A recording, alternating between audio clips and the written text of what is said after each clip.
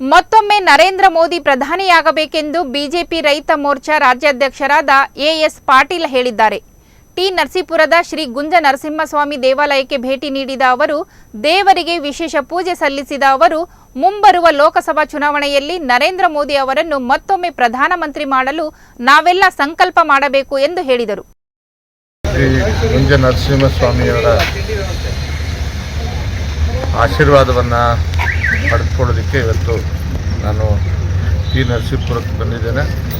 ನಂತರ ನಮ್ಮೆಲ್ಲ ಭಾರತೀಯ ಜನತಾ ಪಕ್ಷದ ರೈತ ಮೋರ್ಚಾದ ಮೈಸೂರು ಜಿಲ್ಲಾಧ್ಯಕ್ಷರು, ಜಿಲ್ಲಾ ಪದಾಧಿಕಾರಿಗಳು, ಎಲ್ಲ ತಾಲೂಕುಗಳ ನಮ್ಮ ರೈತ ಮೋರ್ಚಾದ ಎಲ್ಲ ಪದಾಧಿಕಾರಿಗಳ ಜೊತೆ ನಾನು ಸಭೆ ಮಾಡೋದಿದ್ದೇನೆ, ರೈತರ ಜೊತೆ ಸಂವಾದ ಮಾಡೋದಿದ್ದೇನೆ.